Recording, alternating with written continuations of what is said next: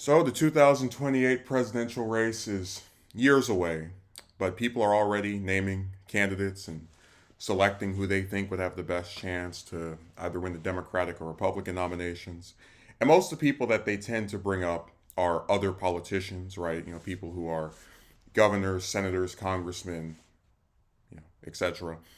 But there's one person who's getting brought up, who's being talked about, whose name is being floated, and he's never held office before. He is a commentator. He is someone who has been around for multiple decades as a well known public entity, and his name is Jon Stewart. So, the way my relationship with Stewart's career works is that I was first really getting into just current events and political science, just politics in general back in 2013. The Daily Show with Stewart as its host only lasted about 2 more years.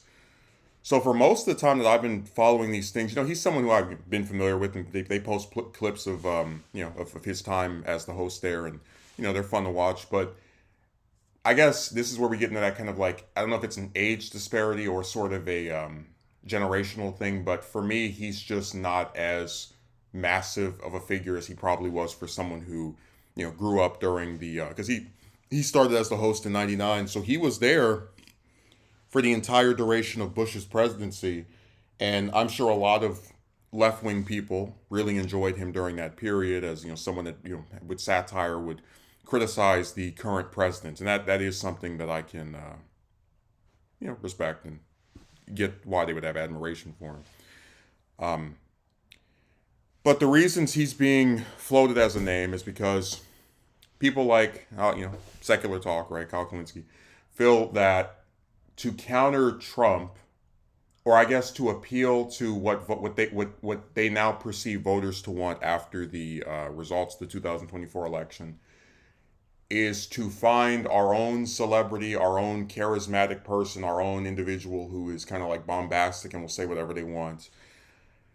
And again, I get it, right? I understand where with a lot of people it comes down to rhetoric, and for many, they felt that Harris, as a career politician who didn't seem to stand for one thing or another, was someone that couldn't be trusted, that they couldn't really see as an authoritative figure that would lead America for the next 4, possibly 8 years.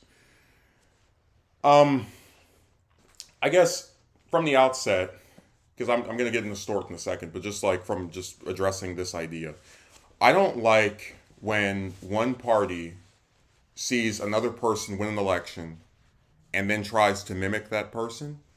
Now, of course, it's something that's been going on for a long time. If we go back many, many decades to almost 100 years ago, the period of 1932 to 64 saw the Republicans only win 2 presidential elections.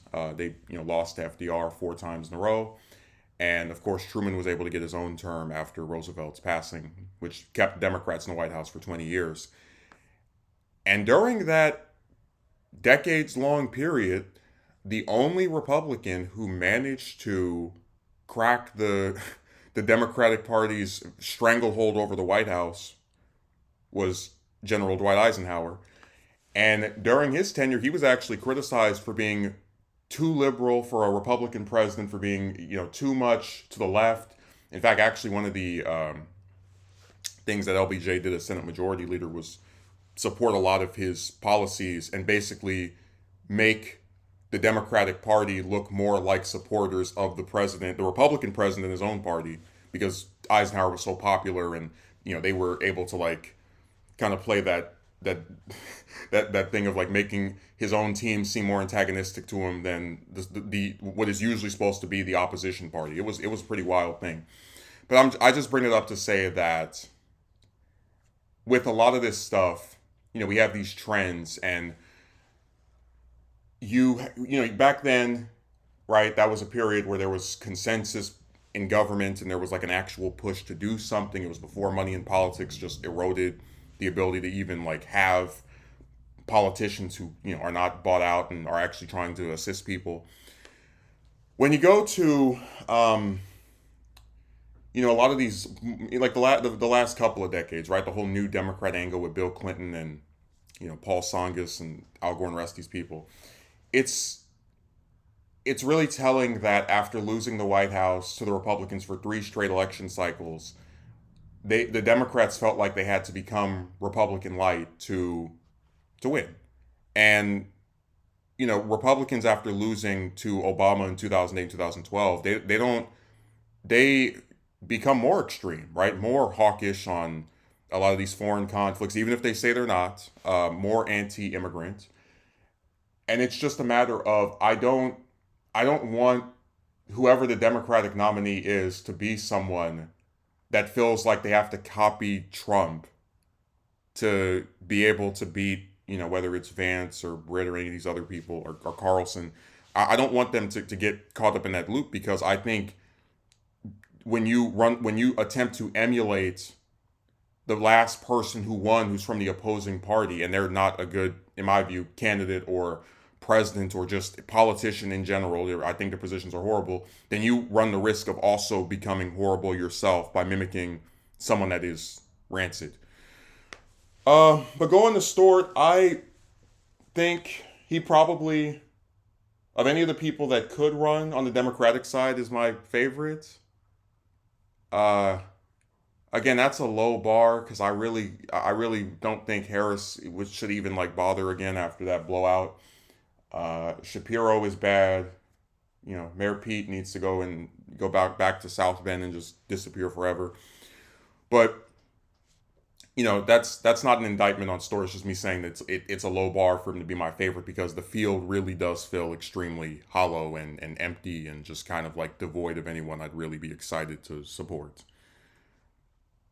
Now, what's something that should be addressed before he even runs is that I don't really know much of his political views. I know that he was in favor of a ceasefire in the Israel Hamas conflict, which is a position I can stand by and support. But I guess what I'm kind of wondering or worried about is what is the full extent of his positions. Like, I'm not expecting him to write some 100,000 page Google Doc that just goes through everything. But if he is going to run and be the seeming favorite of progressives, or someone that they want to get behind enthusiastically, I would hope we would be more familiar with his stances on issues. But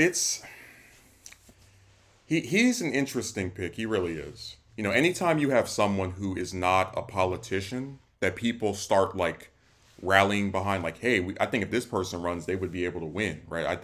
Anytime that person shows up, it's always more inclined to be interesting. Uh, you saw this a little bit with Michelle Obama, right? For both 2020 and 24, there were like talks of her being named as someone that could run, even if she said over and over she didn't want to. And with Stewart, he's not been included in that much polling up to this point, because I guess it just hasn't gotten out as many times that people want to draft him. But he's, someone who I think there is a case to be made could be a good candidate. I don't think he would have a lot of the same pitfalls as Harris. And really, again, we go back to this thing of like, with a lot of the winning candidates, whether you're talking about going back to like Carter, Clinton, Obama, even Biden, there is the likability factor. And I think if you put Stewart up against pretty much any Republican that's not Trump, which is what's going to happen if he is able to win the Democratic primary and then run against whoever the Republican candidate is, I'd say he would crush in that factor, right? Just in terms of like being someone that people would probably prefer, as to hear, to listen to, etc. But it's interesting. It's a really he's a unique pick. Like, this is someone who's been around again for 20 something years, and I've never up until now seen him floated as a prospective candidate, and he's getting brought up a lot within, I guess, left wing circles. Um, and I do think he has a more realistic chance of capturing the nomination than someone like AOC or you know any of these other supposed squad members. One, because of his name recognition, but also because I don't think a lot of them really, they're most of them, like when you're in the House, it's very different than running for president, which is why in a lot of previous cycles, it used to be that, you have to be, it's not a coincidence that like out of the last 12 or 13 presidents, they've always, except for Eisenhower and Trump, it's always a governor or a senator, because it's a much easier progression to go from running for statewide office, representing a whole state, a whole 1/50th of the U.S., to then trying to represent all of America. And Stewart's lack of campaigning might be something that worries his supporters. I think it shouldn't be that big of a deal because, and it's just my opinion, I don't see campaigning as really being that much different from just putting yourself out there on TV. And obviously on television or one of these other controlled environments, you don't directly interact with people as much, but you still have to like come across as likable and be able to kind of present yourself. And there's still like a general idea of appearing to be appealing to the people that are tuning in. So yeah, he's someone that I think if he ran would probably do well. I'm not going to say would win because I don't, we don't know what kind of buffoonery the Democratic Party is going to pull behind the scenes, but he definitely is one of the stronger people on their side. Now, all we have to do is figure out if he actually wants it or not, because I really, it would be such a waste of time if everybody's just like, oh, I wonder if Stewart's going to run, and then 2-3 years later, nothing. Oh man, this cycle is going to be insane. Like we really look as though we're going to have an inversion of 2016, where for the Democrats they had to like experienced politician, and then the Republicans had the outsider, non-office holding ever person. Uh, Again, whether it's Vance or Carlson or Britt or any of these other people, you can almost guarantee whoever the Republican is will have some government experience and probably not be all that likable. And the Democrat, if it's Stewart, will be someone with no experience, but be infinitely more appealing in terms of just, the people liking him. So, yeah, I think he has a good chance. Don't know if he wants to or not. I want to know more about his policies because I do think that's also something that should be considered. But yeah, he's definitely a person I'd look forward to at least giving some thought to backing if he were to try to get it.